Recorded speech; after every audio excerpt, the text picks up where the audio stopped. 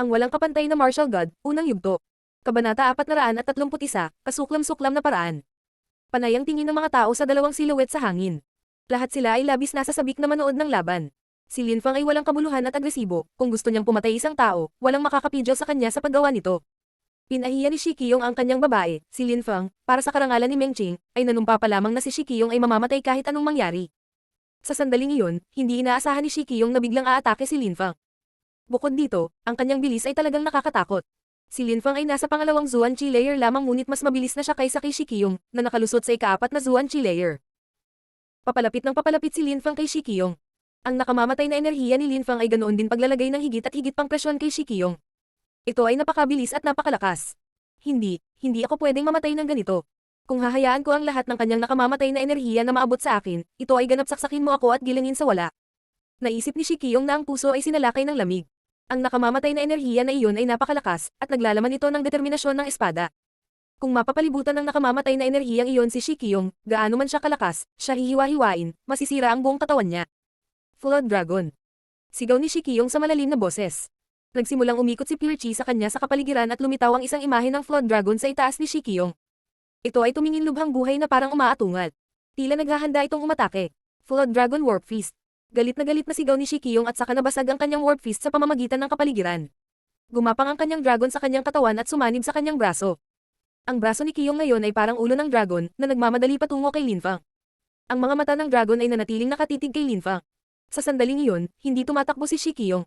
Malayo pa, sa halip, sumusugod na siya sa pag-atake. Isang dagandong na tunog ang lumabas sa kapaligiran. Ang Dragon Flood ay talapupunta upang sirain ang lupa at langit. Ang mga mata ni Lin Fang ay malamig. Hindi na gumagalaw si Lin Fang dito sandali, para kay Lin Fang, naroon lamang ang kanyang espada. Para bang ang buong mundo ay napalitan ng nakamamatay na enerhiya at layuning pumatay. Patayin. Patayin siya. Naglakas loob si Shikiyong na ipahiya si Meng Qing, nang ahas siyang sampilin siya ng mga kahalayan, siya ay kailangang mamatay. Ang nakamamatay na enerhiya na iyon ay tila walang katapusang umuusbong mula kay Lin Fang. Ito ay lubhang, wagas at naglalaman ng nakagigimbal na mamamatay tao na layunin, parang walang namamagitan lupa at langit maliban sa nakamamatay na enerhiya. Ang liwanag ng buwan ay mukhang malungkot at malungkot, tulad ng isang iskultura ng yelo, ngunit ang mga tao hindi man lang napansin, naramdaman lang nila ang nakamamatay na enerhiyang iyon na puno ng layuning pumatay. Ang nakamamatay na enerhiya na iyon ay bangungot. Nakalusot si Lin Fang sa pangalawang layer ng Zuan Qi ngunit nagawa niyang ilabas ang naturang demonyong nakamamatay na enerhiya. Gaano kalayo ang kahabaan ng landas na kailangang linangin upang maunawaan ang espada pati na rin ang malakas na nakamamatay na enerhiya. Sa kanyang nakamamatay na enerhiya, nagawa niyang makipagkompetensya sa isang cultivator na mas malakas kaysa sa kanya. Si Shikiyong ay dalawang cultivation layer na mas mataas kaysa sa kanya. Sa hangin, ang matandang lalaki na lumikha ng ilusyon ay nakatitig kay Lin Fang at tumingin ng malungkot. Hinamak niya si Lin Fang. Ang kanyang likas na kakayahan ay nakakatakot, alam na wala. Maraming tao na maaaring maglabas ng mas malakas na nakamamatay na enerhiya kaysa kay Lin Fang. Sa gilid ng Holy Courtyard ng Zuyu, naroon sina Duan Tianlang at Chu Zanpang nakaupo sa tabi ng isa't isa at hinihila ang mahabang mukha, lalo na si Chu Zanpang na hindi. Inaasahan na ang lakas ni Lin Fang ay magiging laman ng mga bangungot. Bigla siyang nagkaroon ng impresyon na walang mangyayari sa paraang inaakala niya, mayroon siya pakiramdam na ang pagpatay kay Lin Fang ay hindi magiging kasing simple ng isang gawain tulad ng naisip niya noon. Si Lin Fang, sa kanyang lakas, ay maaari nang lumaban sa mga magsasaka ng ikaapat na Zuan Killer. Ang mga tao ng Luozia Sect, Wan Shou Sect, Dugu Clan at iba pa, lahat ay napupuot kay Lin Fang. Sa sandaling iyon, lahat sila ay humahatak ng mahabang mukha. Maraming tao ang nakasaksi kay Lin Fang sa ebolusyon sa paglipas ng panahon. At sa sandaling iyon, nagawa na ni Lin Fang na makipaglaban sa cultivator ng ikaapat na layer ng Zuan Qi. Sa kanyang likas na kakayahan, ano kaya ang mangyayari kung si Lin? Buhay pa si Fang sa loob ng 3 taon. At paano sa loob ng 5 taon? Ano ang gagawin ni Lin Fang? Maging katulad sa mga sandaling iyon. Hindi sila naglakas loob na isipin ito. Ang mga finalist na iyon ay mga tunay na henyo, ngunit kailangan nila taon sa mga taon upang makuha ang kanilang kasalukuyang lakas. Nang hindi nila napapansin, si Lin Fang marami nang nagawa. 2 taon na ang nakalilipas, siya ay nasa Qi layer lamang, pagkatapos ay mayroon siya. Dumaan sa Ling Qi layer at dumating sa Imperial City. Sa oras na iyon, ang ilan sa mga tao ay akala na si Lin Fang ay lalaban sa monumental na kompetisyong ito, lamang. Makalipas ang 1.5 taon. Sinong mag-aakala na kaya niyang patayin si Ling Tian sa isang espada? Sinong mag-aakala na kaya niyang ilabas ang ganoong napakalaking nakamamatay na enerhiya? Kailangang mamatay si Lin Fang sa lalong madaling panahon, hindi natin siya mabubuhay. Akala ng maraming tao sa sandaling iyon. Ang kanilang pagnanais na patayin si Lin Fang ay lalong naging apurahan sa bawat isa lumilipis na sandali. Ang hayaang mabuhay ng mas matagal si Lin Fang ay magiging masyadong mapanganib. Sa gilid ng Yuklan, isang matandang maputi ang buhok na mukhang may halong-halong lalaki damdamin. Sa tuwing nakikita niya ang nakakatakot na likas na kakayahan ni Lin Feng, hindi niya maiwasang isipin na maihalin tulad sa kanyang ina, tulad ng anak, talagang kahawig talaga ni Lin Feng ang kanyang ina. Mayroon silang parehong nakakatakot na likas na kakayahan, parehong determinasyon at pareho silang mayroon pare-pareho ang ugali. Kung gusto nilang gumawa ng isang bagay, walang sino man sa mundo ang makakapigil sila mula sa paggawa nito. Ang espada ni Lin Feng ay puno ng nakamamatay na enerhiya, na naging sanhi ng pagkapunit ng itim na bitak ang langit, nang ito ay bumangga sa baha Dragon Warp Kamao. Halos masira ang kapaligiran na nagsimulang manginig ng marahas. Ang espadang iyon na puno ng nakamamatay na enerhiya ay tumagos sa Dragon Flood at nagpatuloy gumagalaw patungo kay Shikiyong. Parang walang makakapigil sa nakakamatay na espadang iyon. Si Lin Feng ay gumagalaw na parang hangin, na naglalabas ng mas matinding nakamamatay na enerhiya na tumaas ang panggigipit kay Shikiyong. Ang buong katawan ni Lin Feng ay parang kanyang espada. Napuno siya na may layuning pagpatay na umaapaw. Si Shikiyong ay mukhang walang katulad. Agresibo siyang umungol at isa pang Dragon Flood nagsimulang bumagsak muli ang Warp Fist sa kapaligiran. Sabay galaw niya paatras, kailangan niyang iwasang mapalapit kay Lin Feng anuman ang mangyari, kung lalapitan niya ito, ang nakamamatay na enerhiya ni Lin Feng ay lalamunan siya sa isang iglap. Mamatay. Sigaw ni Lin Feng sa walang awa na tono. Ang kanyang nakamamatay na espada ay umuusad habang ito muling nilamon ng Dragon Flood at patuloy na hinabol si Shikiyong. Sa harap ng nakakatakot na nakamamatay na espada ni Lin Feng, napuno rin ng nakamamatay. Layunin. Si Shikiyong ay nasa isang kritikal na sitwasyon. Natigilan ng mga tao, hindi sila makapaniwala sa kanilang mga mata. Ang lakas ni Shikiyong nakakatakot na, ngunit nang kaharap si Lin Feng, nakita niya ang kanyang sarili na nahihirapang umiwas sa pintuan ng kamatayan. Roar. Isang nakakabaliw na dagandong ang biglang naging sanhi ng pag-vibrate ng kapaligiran. Sa likod ni Shikiyong, ang nakakatakot na Dragon Flood ay lumitaw, ito ay mukhang kahindak-hindak at malupit, at ito ay nakatitig sa mata Lin Feng. Inilabas na ni Shikiyong ang kanyang espiritu, wala siyang pagpipilian kundi gamitin ang lahat. Mamatay. Hindi pinansin ni Lin Feng ang Dragon Flood at naglabas ng higit pang itim, nakamamatay na enerhiya. Ang kanyang espada ay hindi huminto sa paglapit kay Shikiyong, si Lin Feng ay hindi nag-iiwan ng puwang para makatakas. Mukhang malungkot ang mukha ni Shikiyong. Ang kanyang buong katawan ay napapaligiran ng isang magaspang at ligaw na chi. Ang kanyang nagpakita ng mga pangilang Dragon Flood at nag-aantok na mga kuko patungo sa nakamamatay na enerhiya. Fusion. Isang nakakatakot na makahayop na aura ang lumitaw sa paligid ng katawan ni Shikiyong at pagkatapos ay marami. Lumitaw ang mga silhouette, tila isang kayig ng mga Dragon Flood ang pumuno sa kalangitan. Sa sandaling iyon, si Shikiyong ay mukhang naging isang mabangis na hayop, siya ay mukhang isang tunay na dragon ng baha. Ang kapangyarihan ng aking Flood Dragon Warp Fist ay nasa tuktok nito kapag sumanib ako sa aking espiritu. Naisip ni Shikiyong sa sandaling iyon, halos mukha siyang kalahating dragon at kalahating tao. Siya, itinaas ang kanyang ulo at nagpakawalan ng marahas na dagandong. Napapalibutan ang buong katawan niya ng ligaw at magaspang na chi. Mamatay. Roar. Si Shikiyong ay unang sumigaw ng galit na galit at pagkatapos ay umungal ang kanyang baha na dragon sa napakapangit na paraan. Ang katawan ni Shikiyong ay parang natatakpan ng kaliskis ng dragon. Sinuntok niya tuloy sa hangin, ang suntok niya ay nagmistulang dragon na tumatawid sa kalangitan. Diretso itong gumagalaw, patungo kay Lin Feng. Boom! Ang espada ay puno ng nakamamatay na enerhiya at ang baha na dragon ay bumangga. Sa punto ng banggaan, lumitaw ang isang malawak na itim na liwanag. Sa isang iglap, nilamon niyon sina Shikiyong at Lin Feng kadiliman. Nilamon na sila nito.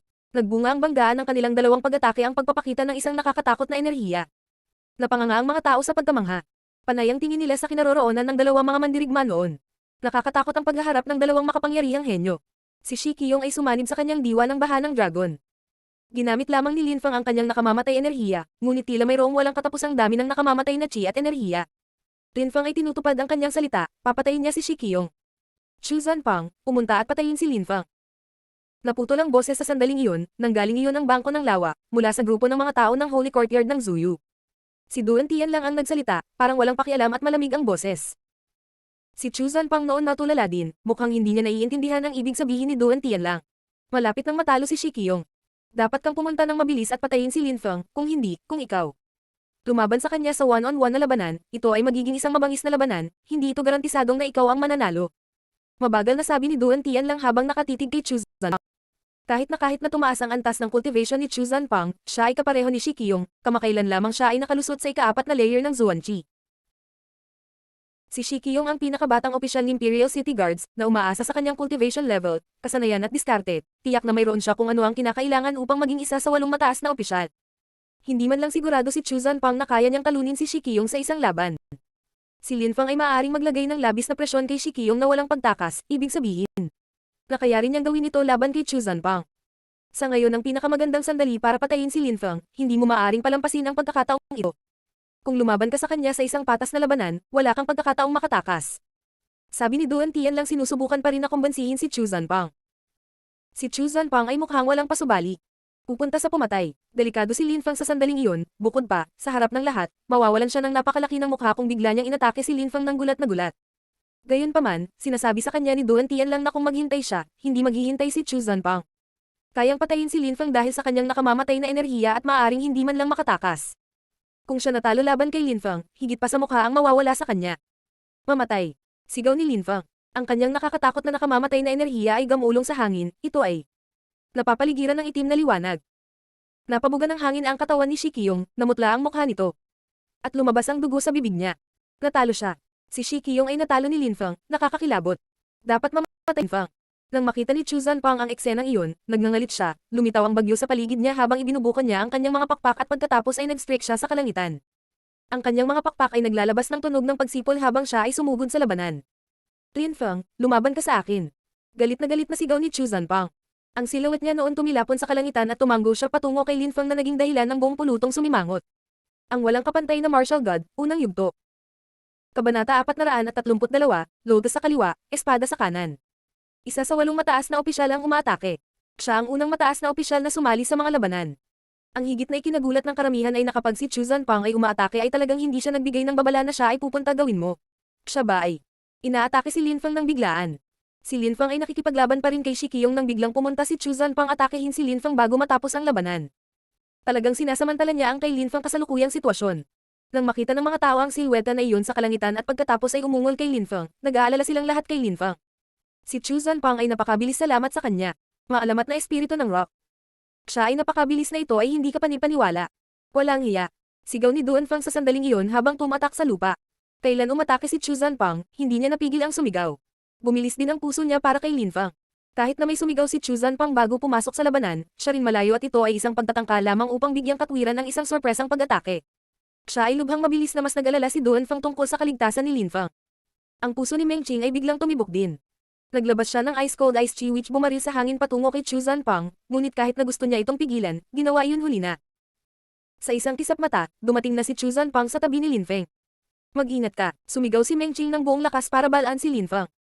Ang mga mata ni Lin Fang ay malamig-lamig. Sa kanyang hindi kapani-paniwalang pandama, syempre naramdaman ni Lin Fang na si Chu Zanpang ay umaatake sa kanya mula sa likod.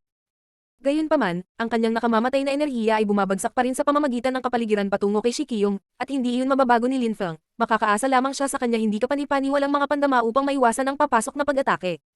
Ang lakas ng hangin ay nagbigay daan kay Lin Fang na gumalaw sa napakaliksi na paraan, na parang kaya niya lumutang sa himpapawid ng walang pagtutol, sa sandaling iyon, lumulutang siya pabalik. Pash! Isang matalim na tunog ang lumabas sa hangin. Ang silweta ni Chu Zanpang ay kumikislap at siya ay bigla. Inayos ang kanyang trajectory. Direkta niyang tinutukan si Lin Fang at ang kanyang bilis ay tumataas. Si Lin Fang ay natulala, napakabilis.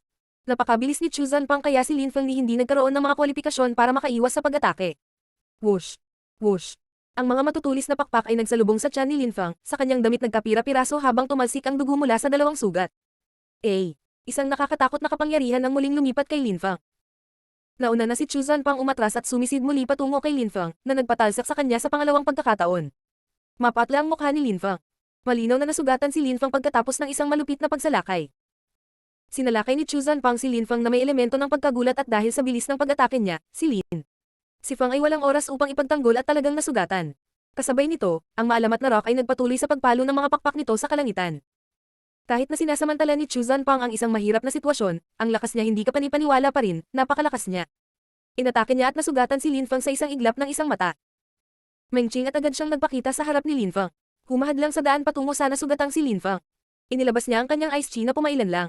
Sa langit, nakakatakot ang mukha niya sa sandaling ito. Meng Qing, bumalik ka. Inangat ni Lin Fang ang kanyang ulo at nang makita niya si Meng Qing, tumingin siya parang natakot at sumigaw, na ikinagulat ni Meng Qing. Sinabi ko na sa iyo, lahat ng magtangkang manghiya o manakit sa iyo ay mamamatay. Ngayon, hindi kahit anong halaga ang dapat bayaran, tutuparin ko ang aking pangako. Tunog na sabi ni Lin Fang na tukoy kung alinang nabigla kay Meng Qing. Agad namang namula ang maganda niyang mukha. Si Lin Fang ay nanumpa na papatayin niya si Shikiyong, anuman ang mangyari, itatago niya ang kanyang sarili pangako, dahil sinabi niya iyon para sa kanya. Tulungan mo ako. Sabi ni Meng Qing na hindi maiwasang mag-alala tungkol sa pagkawala ng buhay ni Lin Fang. Ang kanyang enerhiyang yelo ay nagpanginag kay Lin Fang habang papalapit siya. Hayaan mo akong gawin ito mag-isa. Giit ni Lin Fang habang umiiling. Hinaplos niya ang kay Meng Qing buhok, ngumiti at sinabi.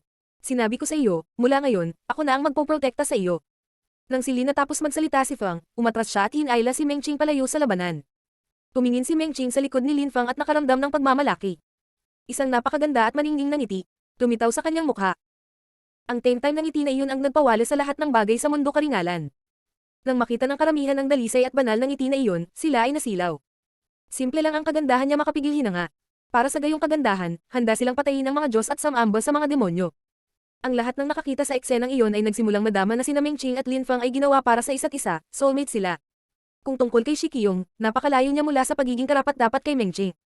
Ano man ang mangyari, kung manalo man siya o matalo sa laban na ito, ang tunay na bida sa araw na iyon ay si Lin Fang. Ginagawa ni Lin Fang ang lahat para mapanatiling nakangiti si Meng Qing, na may ngiti na nakakasilaw sa lahat. Binalik ni Lin Fang ang kanyang ulo sa kanyang mga kalaban, ang kanyang mukha ay hindi na malambot at maamo nang kausap niya si Meng Qing, naroon lamang ang walang katapusang lamig ng kanyang itim na itim mata. Ang kanyang itim na mga mata ay puno ng layuning pumatay. Panay ang titig niya kay Shi Qiyong at Chu Zanpang. Chu Zanpang. Tumawa si Lin Fang na parang ang pangalan mismo ay isang biro. Noong isang araw, sumugod ka sa Celestial Academy para hamanin ako, paano prestihiyoso? Gusto mo akong kalabanan kaya pumayag tayong mag-away ngayon. Kahit nakasuklam-suklam ka at inatake mo ako mula sa likod, hindi ako tatutol, lalabanan pa rin kita ngayon. Ang mga miyembro ng Holy Courtyard ng Zuyu ay kasuklam-suklam na grupo lamang, wala ngunit isang grupo ng mga duwag at traidor. Nasanay na ako sa kanilang kawalang hiyaan, sa makatuwid, ang pag-atake sa akin mula sa likuran ay talagang kasuklam-suklam, ngunit wala akong aasahan mula sa dumi ng Holy Courtyard. Sigaw ni Lin Fang na ang mga salita ay umalangaw sa buong lugar langit. Pinahiya niya si Chu Zanpang at ang buong Holy Courtyard ng Zuyu. Ang bawat tao mula sa Holy Courtyard ng Zuyu ay nakatitig kay Lin Fang and may malamig na ekspresyon, ngunit wala ni isa sa kanila ang nakahanap ng mga salitang isasagot. Sa harap ng isang taong mas malakas kaysa sa iyo, ang mga salita ay walang silbi.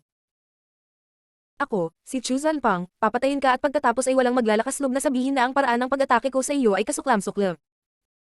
Gagawin ng mga tao patuloy na umawit ng aking mga papuri at sabihin na ang aming labanan ay isang kahangahangang pagpapakita ng aking kapangyarihan. Sabi ni Chu Zanpang habang nakatitig kay Lin Fang sa malamig na paraan. Ilang sandali bago, Lin Fang ay nasugatan sa kanyang pag-atake, iyon lang. Tama ka, sa harap ng mas malakas, walang kwenta ang mga salita. Ang ganitong kawalang hiyaan at ang mga ganitong kasuklam-suklam na pamamaraan ay talagang nakakalungkot. Chu Zanpang, papatayin kita, ikaw at siya, si Qiyong, ay dito ililibing ngayon. Nang matapos magsalita si Lin Fang, nanginag ang mga tao. Si Lin Fang ay mapangahas pa rin tulad ng dati, kahit na nakatayo sa harap ng isa sa 8 mataas na opisyal at Shi Qiyong, dalawang napakalakas na cultivator. Mukhang sigurado na si Lin Fang sa kanyang tagumpay laban sa dalawa. Ang kanyang nakamamatay na enerhiya ay bumagsak sa kalangitan. Sa kanang kamay ni Lin Fang, mayroong isang itim na espada puno ng nakakatakot na layuning pumatay. Kasabay nito, sa kanyang kaliwang kamay, si Lin Fang ay nagpapalapot ng nakakatakot na purong chi. Ito ay bumubuhos sa isang puyo ng tubig sa kanyang kaliwang kamay. Iniunat ni Lin Fang ang kanyang kaliwang kamay at ang dalisay na chi ay naging itim na apoy, na perpektong tumugma sa itim na espada sa kanyang kanang kamay, siya ay tunay na kakilakilabot. Ngunit hindi yun ang wakas, ang itim na apoy ay patuloy na sumisip-sip sa purong chi ni Lin Fang bilang isang itim unti-unting nabuo ang lotus sa kanyang kamay, kakaiba ang ganda nito. Ang itim na lotus, ang mabangis na apoy na itim na lotus. Boom boom boom boom. Naririnig ng lahat ang tibok ng kanilang puso sa kanilang dibdib. Nagulat sila. Inakala nila na ang nakamamatay na enerhiya ni Lin Fang ay ang kanyang nakatagong card ngunit mayroon pa rin siya higit pa sa kanyang manggas. Si Lin Fang ay nakakagulat pa rin gaya ng dati. Sa tuwing iniisip ng mga tao na ipinakita niya ang kanyang lakas at kapangyarihan, nalaman nila na sa ibabaw lamang ng kanyang totoo ay nahawakan nila lakas. Ang nakakatakot na Black Lotus ba ang dahilan ng pagtitiwala ni Lin Fang? Sa kanyang kaliwang kamay, hawak niya ang isang kalmado at tahimik na itim na lotus, sa kanyang kanang kamay, hawak niya ang isang kakilakilabot na itim na espada na naglalabas ng layuning pumatay, ngunit nakakagulat silang pareho na napuno ang parehong napakapangit na nakamamatay na enerhiya. Si Lin Fang ay napapalibutan ng nakamamatay na enerhiya na sumanib sa bawat isa sa kanyang mga kamay. Tagilahil alas. Nagulat si Chu Zanpang at tumingin ng diretso sa mga kamay ni Lin Fang na humawak sa magkabilang kamay itim na lotus at ang itim na espada. Bakas sa mga mata niya ang takot. Alam na ng lahat kung gaano kalakas ang nakamamatay na enerhiya, ngunit ang itim na lotus sa kamay ni Lin Fang ay tila napakalakas din, marahil higit pa sa espada. Nakita na ni Shi Qiyong ang itim na lotus ni Lin Fang at ang nakakatakot na kapangyarihan nito. Noon, Lin Fang ay nakalusot pa lamang sa unang Zuan Chi layer ngunit ito ay sapat na para nagbabanta sa kanyang buhay kapag ginagamit ito. Sa sandaling iyon, ang itim na lotus ni Lin Fang ay mukhang higit pa makapangyarihan kaysa sa nakaraan. Chu Zanpang, ngayon ay ipapakita ko sa iyo iyan bukod sa pagiging kasuklam-suklam at pag-atake ng sorpresa, wala kang ibang magagawa sa akin. Sabi ni Lin Fang na nagdulot ng kumpiyansa nanginginig ang mga tao. Muli siyang naglabas ng bagyo ng nakamamatay na enerhiya habang nagsasalita, na napuno ang hangin sa paligid niya. Hinatak ni Chu Zanpang ang isang mahabang mukha. Ang kanyang mga pakpak ay mabagal na pumutok ng biglang, ang kanyang silhouette ay kumikislap at nawala siya sa kanyang unang posisyon. Siya ay itinapan ang kanyang sarili patungo kay Linfang. Malamig na ngumiti si Linfang at iniunat ang kanyang kaliwang kamay. Tapos winagayway niya yung kamay niya at biglang bumukas ang itim na lotus na naging dahilan ng mabilis na pag-atras ni Chu Zanpang. Sa kanyang legendary rock spirit, makakatakas talaga siya. Naisip ni Linfang na binabaliwala ang katotohanan na si Chu Zanpang ay muling lumipad sa himpapawid na handang lamusong pababa. Kinuha ni Linfang, isang hakbang at tumalon patungo kay Shikiyong. Ang kanyang nakamamatay na enerhiya ay bumagsak sa hangin kanya. Sa sandaling iyon, ganap na nakalimutan ni Linfang ang tungkol sa kanyang mga pinsala. Hinatak ni Shikiyong ang isang mahabang mukha. Siguradong papatayin siya ni Linfang, anuman ang mangyari, dahil ginagawa ito ni Linfang para kay Mengqing. Sa sandaling iyon, marahas na tumibok ang puso ni Shikiyong. Pakiramdam niya ay kaharap niya siya ay isang baliw at hindi mapangangatwiran ang lokong iyon, papatayin lang niya. Chu Zanpang, magtulungan tayo at patayin siya. Sigaw ni Shikiyong habang umaatras na sa pinakamabilis na takbo. Sa isip ng karamihan, masyadong unfair ang labanang ito. May 2 taong nagsama laban sa isa, at isa sa grupo ay isang mataas na opisyal. Ang matandang lalaki na nangangasiwa sa kompetisyon. Hindi man lang sinubukang pigilan ang gayong labanan na mangyari. Ang walang kapantay na martial god, unang yugto. Kabanata 433, Asar. Sa sandaling iyon, ang pambansang kompetisyon ay tila isang dula sa teatro. Walang tao na inaasahan ng ganoong bagay. Sino ang mag-aakala na si Linfang ay lalaban sa mataas na opisyal na si Chu Zanpang at ang pinakabatang opisyal ng Imperial City Guards na mag-isa, isang henyo laban dalawa. Sina Chu Zanpang at Shikiyong ay parehong hindi kapani-walang talento. Gayunpaman, ang talento ni Linfang hindi malayo sa kanila. Kaya naman kailangan lang sumang-ayon sina Shikiyong at Chu Zanpang magtulungan para mapatay nila ang mag-aaway nilang kaaway. Nanatiling tahimik si Chu Zanpang saglit ngunit kalaunan ay tumanggo siya sa malamig at hiwalay na paraan habang sinasabing, "Sige, sabay natin siyang patayin." 2 henyo ang sumangayon na magtulungan at patayin si Linfang. Sa sandaling iyon, si Linfang ay malamig at malayo. Ang itim niyang mga mata ay parang walang emosyon at walang ekspresyon. Tumakad siya pasulong at lumipad patungo kay Shikiyong habang naglalabas ng isang kahangahangang dami ng nakamamatay na enerhiya. Si Chu Zanpang ay may maalamat na espiritu ng rock, ang kanyang bilis ay hindi kapani-paniwala, ang kanyang mga kukulubhang matalas, at siya ay nasa mas mabuting kalagayan kaysa kay Shikiyong. Papatayin siya maging mas mahirap kaysa sa isang mahinang Shikiyong.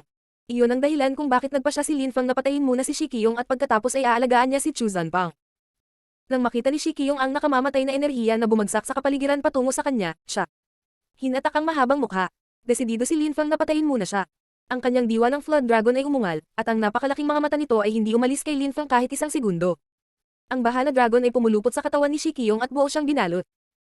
Ang kanyang braso mukhang nag-iipon ito ng pambihirang mapanganib na enerhiya. Mamatay. Malakas na sigaw ni Shikiyong. Ang lakas ng kanyang Flood Dragon. Warp Fist, binomba patungo kay Linfang. Ang dambuhalang Bahala Dragon ay sumusunod sa likod ng kamao ni Shikiyong itinaas ang ulo upang umungot.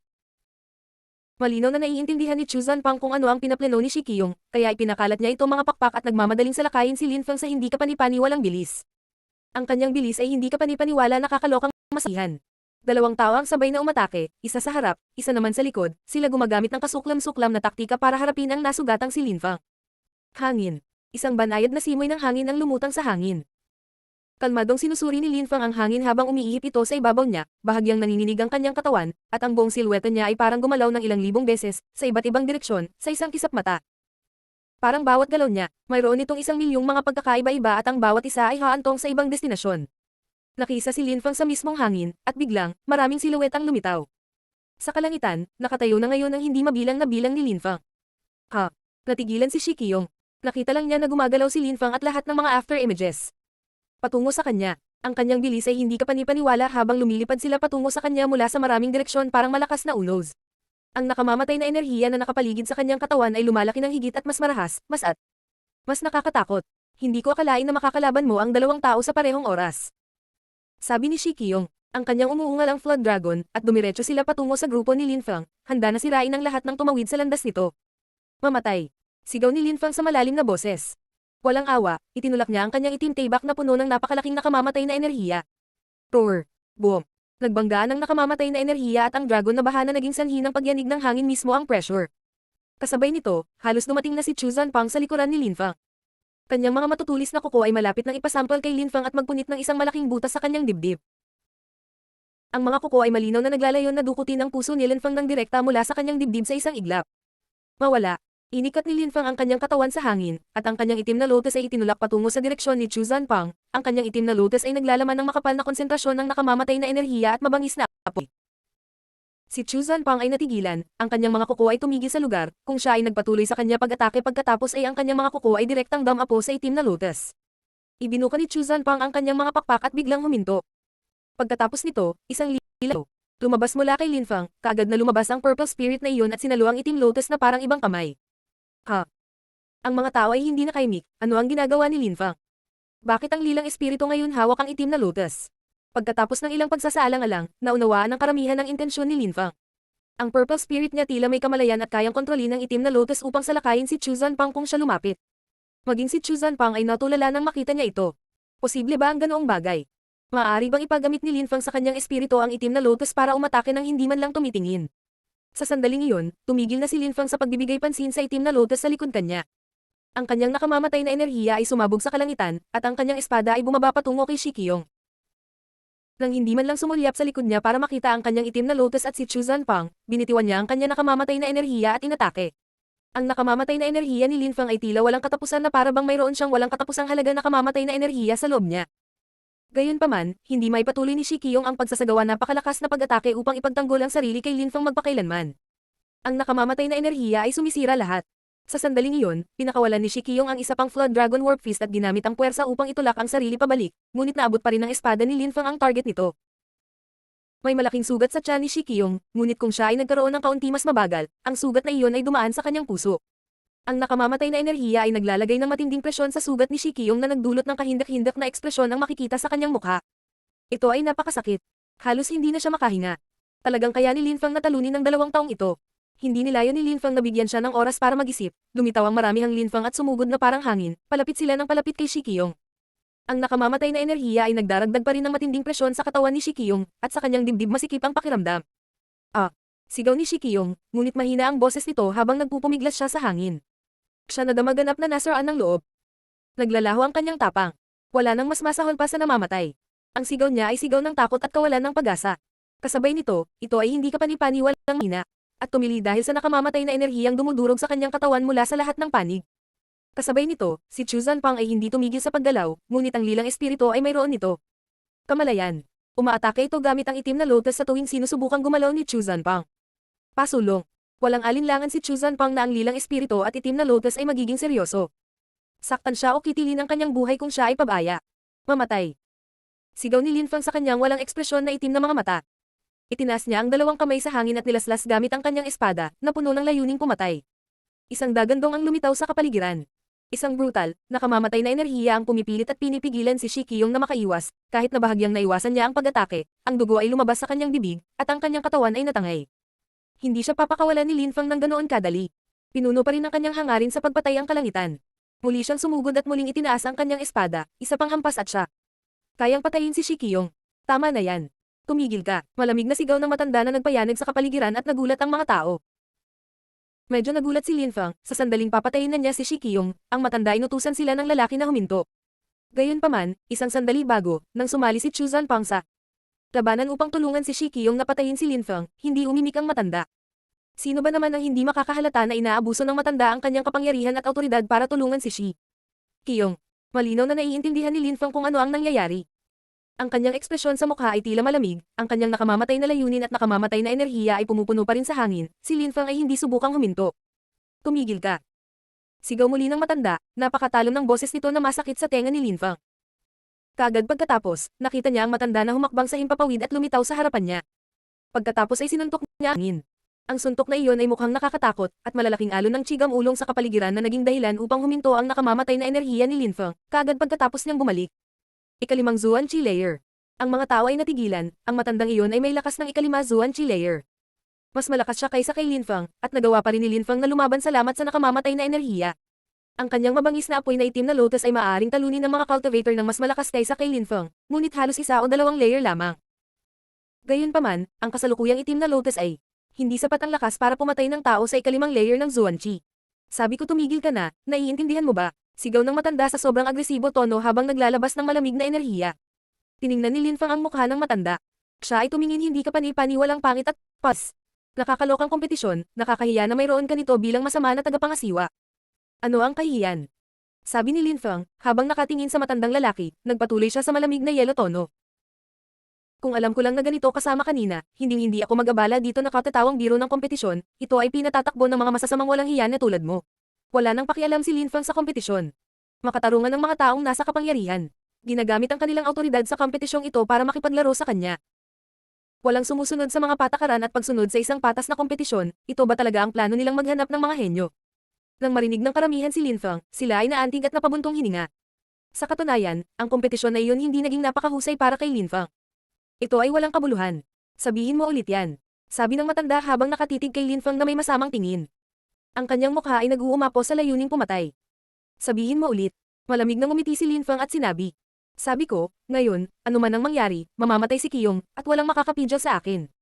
Ang ibig sabihin ng iyong bastos na dahilan para sa isang kompetisyon wala sa akin, asar ka. Ang mga mata ni Lin Feng ay itim, at ang kanyang layunin sa pagpatay lalong tumindi. Ang kanyang mga salita ay nagpasindak sa lahat. Sinabi ni Lin Feng sa matanda para menas, ano bang iniisip niya? Ang walang kapantay na martial god, unang yugto. Kabanata 434, ang mahiwagang aparisyon. Ang liwanag ng kabilugan ng buwan ay sumisikat sa tahimik na lawa. Sa sandaling iyon, lahat ay tahimik na nakatitig sa mapagmataas na binata. Napatay niya si Ling Tian, pagkatapos ay nagsimula siyang makipaglaban upang protektahan ang karangalan ng kanyang babae at buong pagmamalaking ipinahayag na si Shi Qiyong ay mamamatay. Sumali pa si Chu Zanpang sa labanan at mayabang na lumipad sa himpapawid para maglunsad ng sorpresang pag-atake. Higit pa rito, sa sandaling iyon, sa harap ng lahat, sinabihan ni Lin Feng ang isang senior sa ikalimang layer ng Zuan Qi na menas. Sa lupa, sa grupo mula sa Holy Courtyard ng Zuyu, itinaas ni Lin Chen ang kanyang ulo at tumingin sa mayabang na binata. Hindi niya maiwasang mapabuntong hininga. Kung nanatili si Lin Feng sa Lin Clan, kung itinuring ni Lin Chen si Lin Feng bilang bahagi ng pamilya sa halip na ihiwalay, hamakin at hiyain siya, sa sandaling iyon, gagawin ng kanilang angkan maging ang pagmamalaki ng Yangzhou City at ang Lin Clan ay magkakaroon ng hindi masasabing kaluwalhatian. Ang kaluwalhatian ni Lin Feng ay ibabahagi sa kanyang Lin Clan, pati na rin ang pagmamayari ng Yangzhou City. Magiging pride sana siya ng angkan ngunit sa sandaling iyon, ito ay ang ganap kabaligtaran. Ito ang unang pagkakataon na nagkaroon siya ng ganoong pakiramdam, pinagsisisihan niya ang kanyang mga nakaraang aksyon laban Lin Feng. Si Lin Feng ay tunay na makapangyarihan at hindi hinayaan ng anumang bagay na humadlang sa kanyang daraanan. Ginawa niya si Lin Chen simulan upang mapagtanto kung paano short-sighted siya ay naging. Sa sandaling iyon, hindi na kayang labanan ni Chu Zanpang si Lin Feng. Nakikita ni Lin Chen kung gaano kalakas si Lin Feng. 2 taon noon, siya lang ay isang basura ng Qi layer. Sa Yu Clan, mayroong isang tao na may nararamdaman din katulad ni Lin Chen at noon nagbubuntong hininga. Ang patriarch ng Yu Clan, si Yu Qingshan ay napabuntong hininga din habang nakatingin sa batang lalaki na iyon, ang apo niya. Kung naging miyembro siya ng Yu Clan, maaaring lumaki na siya sa tabi ni Yu Tianming at sila sana ay kasing lapit ng magkapatid. Sino ang magkakaroon naglakasloob na pukawin sila kung sila ay pinag-isa ng gayong matibay na baklod? Sa loob ng 5 taon, sina Yu Tianming at Lin Feng ang magiging pinakamatalinong cultivator ng Zuyu. Sa pagkakataong iyon ay mukhang mabangis ang matandang namamahala sa kompetisyon. Rin sinabihan siya ni Feng na umihi sa harap ng milyon-milyong tao. Huminto sa pwesto sina Shi Qiyong at Chu Zanpang at nagulat sila. Ang itim na lotus ay nagkaroon bumalik kay Lin Feng at naglalabas ito ng kaluskos sa hangin, bukod sa mga iyon tunog, ang kapaligiran ay napakatahimik. Sige, sige, sige. Sabi ng matanda ng 3 beses na may nakamamatay na enerhiyang tumutulo mula sa kanyang katawan. Naglabas si Lin Feng ng mas nakamamatay na enerhiya na tumakip sa kalangitan. Si Lin Feng ay hindi takot sa lahat. Mukha lang siyang malamig at determinado, walang makakapidyo sa kanya. Kung itutulak ang mga bagay sa puntong iyon, ibibigay ni Lin Feng ang lahat para patayin silang 3. Ayaw ni Lin Feng na gamitin ang mga masasamang espada, masyado silang nakakatakot at maaaring subukan lumunin ang kanyang kaluluwa at kunin ang kanyang katawan. Nagawa ng masasamang espada ang kontrol sa kanya katawan tulad ng isang masamang parasito. Gayunpaman, kung hindi niya pinansin ang panganib at gumamit ng masasamang espada, malalaman ng lahat ang kanilang pag-iral at ang malalakas na magsasaka ay susubukan na nakawin ng kasamaan mga espada mula sa kanyang katawan. Gagamitin lang sila ni Lin Feng kung wala siyang ibang pagpipilian dahil ang resulta ay pagdaloy ng dugo. Pagkatapos ay mapipilitan siyang iwan si Zuyu at magtago sa isang lugar na walang tao mahanap siya kailanman. Paano ako haharap sa iyo? Masamang sabi ng matanda. Sa kanyang mga mata, si Lin Feng ay mayroon na pinirmahan ang kanyang buhay. Kahit na ang likas na kakayahan ni Lin Feng ay napakataas, sila ay mga kaaway, at ang mas malakas ang isang kaaway, mas kailangan niyang mamatay. Ang matanda ay nabuhay ng napakaraming taon, malinaw na naiintindihan niya iyon nang mas maaga ang isa ay pumatay sa kanilang mga kaaway habang sila ay mahina, mas mabuti ito, at mas matagal ang naghihintay, mas maliit ang pagkakataong mapatay sila. Mabilis na bumangon ang mga henyo ngunit maaari rin silang mahulog ng kasing bilis dahil natakot ang mga tao. Nahayaang mabuhay ng napakatagal ang mga ganitong henyo kapag may mga sama ng loob sa pagitan nila. Harapin ako. Ang mga mata ni Lin Feng ay tila malamig at hiwalay at may nakamamatay na enerhiya inilabas sa kanyang katawan. Ang kanyang mga mata ay puno ng layuning pumatay. Patayin siya. Sabi ng matanda kay Shi Qiyong na nasa likod pa rin niya. Talagang mayroon sila para kunin ang buhay ni Linfang. Nawalan ng dignidad si Shikiyong, malinaw sa lahat na si Linfang ay nang ibabaw at nagpahiya sa kanya. Kung hindi lumabas ang matanda, si Shikiyong matagal nang patay. Gusto niyang patayin si Linfang at hugasan ang kanyang kahihiyan. Hindi iginagalang ng brat na ito ang kanyang mga nakatatanda at nakatataas. Dapat siyang maparusahan. Sabi ni Duan Tian lang sa sandaling iyon. Gusto niyang patayin si Linfang nang higit sa sinuman. Patayin siya. Isa siyang kahihiyan sa ating pambansang kompetisyon, dapat siyang mamatay. Dapat mamatay ang bata. Sa sandaling iyon, maraming boses ang pumupuno sa hangin. Ito ay ang mga miyembro ng Yuklan, ang One Show Sect, at ng maraming iba pang maimpluwensyang grupo, na lahat ay gustong patayin si Linfang. Sinulyapan ni Linfang ang karamihan ngunit nanatiling walang ekspresyon. Lahat ng mga taong iyon ay gustong ilagay isang wakas sa kanilang sama ng loob sa kanyang kamatayan. Nang marinig ng mga tao ang sigaw mula sa lahat ng taong gustong pumatay kay Linfang, sila napabuntong hininga. Siya ay may likas na kakayahan ngunit hindi ba't walang silbi iyon sa kanya ngayon. Wala siyang isang maimpluwensyang background at nasaktan niya ang napakaraming tao na nagtutulungan patayin siya. Malamig at malupit ang mundo. Lakas ang pinakamahalaga, walang mga batas kung walang kapangyarihan para itaguyod sila. Ang lahat ay palaging bumababa sa lakas, kung ang isang tao ay malakas, sino ang makakapigil sa kanilang gawin ang gusto nila? Ang pambansang kompetisyon ay isang kompetisyon upang pumili ng isang natitirang henyo, ito ay ang kompetisyon ng Zuyu, mayroong mga patakaran, ngunit si Linfang ay nakasakit ng napakaraming makapangyarihan mga grupo. At dahil gusto nilang mamatay siya, hindi mangyayari ang isang kakaibang bagay ihinto ang mga ito. Si Linfang ay nasa likod lamang, siya ay nag-iisa at nag-iisa tulad ng buwan na lumulutang ang langit sa itaas, kahit na ang kanyang mga likas na kakayahan ay mas tahanga-hanga kaysa sa karamihan ng ang 8 mataas na opisyal, ang lahat ay bumaba sa lakas. Kawawa naman. Napaisip ang maraming tao habang nakatingin sa mayabang na binata. Napabuntong hininga sila, muli. Kawawa naman. Wala siyang ibang kapangyarihang maaasahan, kaya mahuhulog siya sa kanilang mga pakana, isa pang henyo ang mamamatay. Napakaraming tao ang sumisigaw para sa pagkamatay ni Linfang, ngunit walang tao na nagmamadaling lumabas sa kanyang pagtatanggol. Si Mengqing lang ang pinakawalan ng kanyang chi, handang lumaban. Kung gusto nilang patayin si Linfang, siya iiwan ng lahat at sisirain silang lahat. Narinig mo ba, gusto ng lahat ang buhay mo? Sabi ng matanda habang nakatingin kay Linfang. Nakangiti siya at nakitang nakakatuwa ang buong sitwasyon. Walang paraan si Linfang. Napangiti si Linfang habang iniisip, gusto mo akong patayin. Isang malakas at nakamamatay na enerhiya ang sumabog sa kalangitan at bumahas sa kapaligiran.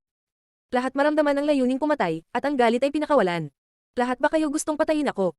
Sige, subukan mo. Galit na sigaw ni Linfang habang nakangiti. Malamig. Kasabay nito, sumugod si Mengqing sa kalangitan at naglabas ng isang buto na malamig na yelong chi. Nang maramdaman ng matanda ang kanilang lakas, napangiti na lamang siya ng may panunuya. Ang nakamamatay na enerhiya ang yelong chi ni Mengqing ay sobrang siksik, ngunit ano? Nagkaroon sila walang impluensya, walang kapangyarihan na sumusuporta sa kanila, ano ang magagawa ng dalawang tao na mag-isa? Sige, susubukan ko, malamig na sabi ng matanda habang umuusad. Nang makita ni Linfang na gumalaw ang matanda, ipinikit niya ang kanyang mga mata. Nararamdaman niya ang masasamang espada kasama ang kanyang kaluluwa, at sinusubukan nilang lumipat. Matandang hanggal. Sa sandaling ilalabas na ni Linfang ang mga masasamang espada, isang boses ang pumuno sa hangin. Hindi malakas ang boses na iyon, ngunit malinaw na narinig ng lahat ang bawat salita. Matapos sabihin ang mga salita, maraming mga laso ng iba't ibang kulay ang lumipad sa lawa, sila ay kumakawi sa hangin. Tila ang langit ay napuno ng mga makukulay na laso. Sila ay sumalakay sa buong kalangitan. Ano ang nangyayari? Nang makita ng karamihan ng mga makukulay na laso, nagulat silang lahat. Nagulat ng matanda. Higit pa riyan, ang mga makukulay na laso na iyon ay pumutok patungo siya sa hindi kapani-paniwalang bilis. Parang may napagtanto na si Linfang ay bigla niyang binuksan ang kanyang mga mata. Ngunit mayroon siyang nakita, iniwan siyang tulala. Yung mga makukulay na ribbons. Parang pamilyar ang eksena. Bumalik sa Lovesick Forest, mayroon ng mga makukulay na laso na iyon lumitaw sa pinakamahalagang sandali at iniligtas siya. Sa sandaling iyon, si Linfang ay nasa isang mapanganib na sitwasyon, at muli iyon may lumitaw na mga makukulay na laso. At dumiretso sila patungo sa matanda. Tila may darating para iligtas si Linfang. Ito ay lubhang kakaiba. Hindi maintindihan ni Linfang kung ano ang nangyayari. Yung mga makulay ribbons dumating sa matanda sa isang kisap mata. Malamig na umungol ang matanda at umangat ang kanyang kamay na kasing talon ng talem. Sinimulan niyang gupitan ang mga makukulay na laso, ngunit kasabay nito, maraming iba pang mga makukulay na laso ang sumugod patungo sa matanda mula sa bawat isa direksyon. Ang mga ribbon ay direktang konektado sa parehong lugar sa lupa tulad ng mga ito nakapulupot sa matanda sa langit, para silang makukulay na tulay patungo sa langit. Ito ay napakaganda. Sino yan? Naiwang tulala ang lahat. Tumingin silang lahat sa paligid at sinubukang malaman na nagpasimula ng pag-atake. Sa wakas, nakakita sila ng maraming feminine silhouette sa di kalayuan. Ang mga makukulay na laso na iyon ay hawak sa kanilang mga kamay. Sa gitna ng mga babae, may isang maputi at matikas na babae na nakasuot ng puting damit na mukhang dalisay at banal na parang nyebe. Ang kanyang kahangahangang estilo at kakisigan ay walang kapares sa ilalim ng langit. Gayunpaman, ang babae ay nakasuot ng sombrerong kawayan, at isang pinong puting belo ang nakatikip sa kanyang mukha. Mukha siyang diyosa. Sino siya? Nang makita ng karamihan ng babae, hindi nila maiwasang magtanong. Tumingin siya malayo, ngunit ang kanyang kagandahan ay nagmumukhang kulang sa lahat. Ang banal at dalisay na silhouette nagpaalala sa mga tao noong una nilang nakita si Meng Jing. Ang walang kapantay na martial god, unang yugto. Kabanata 435, pagtingin sa lahat. Napakagandang babae. Sa unang tingin, ang mga tao ay hinihingal sa pagkamangha nang makita nila siya. Lahat sila ay panay na nakatitig sa kanyang silweta. Hindi makagalaw ang kanilang mga mata malayo. Maraming tao ang gustong makita ang ilalim. Ito ay ang parehong reaksyon tulad ng kapag ang mga tao gustong makita ang mukha ni Meng Jing. Nagagawa ng babaeng iyon na pukawin ang gayong damdamin sa puso ng mga tao. Yung aura niya pambihira. Si Lin Fang ay natigilan din. Ito ang unang beses na nakatagpo niya ang babaeng ito. Hindi ko siya kilala at naramdaman niyang kakaiba ito. Gayunpaman, pagkatapos mag-concentrate sa kanyang aura, pakiramdam ni Lin Fang ay nagkita na sila noon na parang nagkita na sila. Pakiramdam niya ay hindi pa sila magkakilala, ngunit nag-cruise na sila landas, ang pakiramdam ay lubhang kakaiba. Hindi ito maipaliwanag ni Lin Fang. Siyempre, hindi inaalala ng mga babae ang kanilang sarili sa mga iniisip ng karamihan. Napansin ko lang na maraming tao ang nakatingin sa kanila. May mga taong nakatayo pa sa dulo ng kanilang mga daliri sa paa upang subukang makita sila, ngunit huli na ang lahat. Ang mga makukulay na laso ay nakagawa na ng tulay sa kalangitan, at ang babaeng nakatalukbong ay dumudulas ang mga laso sa langit. Kaagad pagkatapos, nakita ng karamihan ng isa pa ang mga kababaihan ay tumalon sa iba pang mga laso at dumausdes sa kalangitan. Parang fairy tale. Sa sandaling iyon, nalampasan na ng magandang babae si Lin Fang na nasa loob pa rin hangin. Halika, kayong lahat, sabi ng babae sa walang pakialam na boses. Gayunpaman, nagkaroon ng bahid ng init ng boses niya. Ang kanyang mga makukulay na laso ay lumilipad sa hangin gaya ng lahat ng kababaihan sa wakas na abutan siya. Ang buong grupo ay binubuo ng magagandang babae. Nang makarating sila malapit sa mystical at misteryosong babae, biglang pinalibutan ng mga laso ang matanda at tuluyan pinipigilan ang kanyang mga galaw. Sino sila? Nang makita ng karamihan ang mga misteryosong at mahiwagang babaeng iyon na lumitaw, lahat ay nagtatanong sa kanilang sarili kung sino sila. Naglalakad sila sa kalangitan lumilipad na mga laso na parang naglalakad sa patag na lupa. Ang buong grupo ay labis, malakas, at lahat sila ay mga babae. Ang karamihan ay naiintriga at nakikiusyoso kung sino ito misteryosong grupo noon. Sa loob ng mga miyembro ng Yuklan, marami sa kanila ang nakadama ng pagtibok ng kanilang mga puso. Ito ay sila, mas tiyak, siya iyon. Si Teng Wuyao, ang patriarch ng One Shou Sect, ay nagsimula ring manginig. Mula noong huli oras na binalaan siya, naiintindihan na niya na ang taong hindi niya masasaktan ay siya. Ang pinakanagtakang tao ay ang pinuno ng Yuklan, si Yu Qingshan. Nang makita niya ang babaeng iyon, bigla siyang tumayo. Siya ay nanginginig mula ulo hanggang paa. Kanyang mga mata na puno sila ng pagkabigla at galit. Ang pagkilos na iyon ay namangha sa mga tao ng Yuklan, bakit kakaiba ang kinikilos ng ulo? Bakit parang gulat na gulat siya? Paano siya mabigla ng isang solong tao hanggang sa ganito? Siya ito. Dumating siya. Naisip ng ilang taong may sapat na kaalaman nang makita nila ang mga pangyayari paglalahad. Isang banayad na tunog ang kumalat sa hangin na pumipigil sa pag-iisip ng lahat. Sila lang nakitang biglang tinusok ng matanda ang maraming laso na nakapalibot sa kanyang katawan. Sinubukan niyang tumakas, ngunit nang makita niya ang mga mukha ng lahat ng babae, siya ay namangha. Kunin mo siya, sabi ng mystical na babae, sobrang lamig ng boses niya. Sa isang iglap, isang walang katapusang daloy ng mga makukulay na laso ang lumutang sa hangin patungo sa matandang lalaki. Kasabay nito, ang iba pang mga kababaihan ay bumaril sa aksyon. 6 na babae ang nakapaligid sa matanda lalaki, sa harap niya, sa likod niya, sa kaliwa niya, sa kanan niya, sa ilalim niya at sa itaas niya. Nagkaroon siya ganap na walang pagtakas mula sa anumang direksyon. Isang nakakatakot na chi ang lumitaw sa kapaligiran. Nagsimula ang napakaraming makukulay na laso mag-flutter. Kasabay nito, ang isang purong condensed sa hangin at ang kapaligiran tunog tulad nito ay nagbabasag. Lahat ng 6 na babaeng iyon ay naglalabas ng kanilang purong chi na naging sanhi ng hangin manginig. Ang pinakakamanghamanghang bagay ay ang dalisay na chi ay tila nag-uugnay sa sarili nito sa mga laso. Pahinga.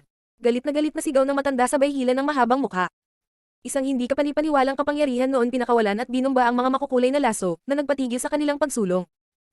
Ngunit sa bawat oras na ang pinigilan ng matandang lalaki ang isa sa mga laso, ang iba pang mga laso ay magpapabugtong sa katawan ng matanda mga pag-atake. Ang 6 na babae ay sumigaw ng hindi marinig ng sabay. Biglang, sa hangin, 6 na makukulay na laso ang pinagsama-sama. Ang mga ribbon na ito ay nabuo sa purong chi na ang ibig sabihin na ang purong chi ng 6 ay pinagsama. Formation. Ang mga tao ay namangha. Ang 6 na babaeng iyon ay pinagsasama ang kanilang dalisay na chi. Sila ay pagsasamahin ang kanilang kapangyarihan at gamitin ito para labanan ang matanda. Mamatay. Galit na sigaw ng matanda. Siya atak patungo sa ribbons muli. Kanyang umangat ang katawan sa ere, pero parang kahit saan siya magpunta ay susundan ng mga babae. Boom! Isang nakakatakot na suntok ang biglang bumalot sa kapaligiran, at sa kapaligiran parang nanginig. Isang walang katapusang agos ng pure chi ang pumuno sa hangin, at tila ito ay makakalusot kahit ano habang sumusugod ito sa kamao ng matanda, na nagpatambo sa kanya pabalik. Nagsimulang manginig ang matanda. Madaling napawi ang suntok niya na naging dahilan ng paghilan niya ng mahabang mukha. Pure chi prison. Sabay-sabay na sigaw ng anim na babae. Ang kanilang dalisay na chi ay mukhang hindi kapanipaniwala. Makapangyarihan. Ang daming ilan. Ang anim na babae ay nasa perpektong pagkakaisa sa isa't isa, dahil ang kanilang dalisay na chi ay nabuo kulungan na nagpakulong sa matanda. Ang mukha ng matanda ay isang tanawin na makikita. Tumungkot ang mukha niya, at nagsimulang manginig sa takot. Malinaw niyang nararamdaman ang kapangyarihan ng purong chi cage. Gaano kalakas? Nang mapansin ng matanda na ang dalisay na chi ay lumalaki ng mas marahas sa paglipas ng panahon, kaya siya mabilis na nakipagkamay sa kanya at nabuo ang isang nakakatakot na talon sa paligid ng kanyang kamao, ito ay ganap na ginawa mula sa purong chi. Air. Buong lakas na umungol ang matanda. Umakyat sa hangin ang kanyang katawan at malakas na suntok ang tumama sa chi cage. Ang hola ay naglabas ng maliwanag na ilaw sa epekto at napuno ng hangin ang tunog ng kaluskos. Magbigkis. Sabi ng isa pang boses sa malamig na tono na naging sanhi ng pagyanig ng kapaligiran. Ang purong chi cage ay nagbigay ng maliwanag na liwanag at isang nakakatakot na purong chi ang lumitaw. Nagmadali ang purong chi, diretso sa matanda. Boom! Isang nakakatakot na tunog ang pumuno sa hangin na nagkabanggaan ng dalawang chi. Nagsisimula ng manginig ang matanda bilang ang kanyang pag-atake ay napagtagumpayan at ang mga hibla ng purong chi ay agad na nagsimulang magtakpan sa kanya katawan.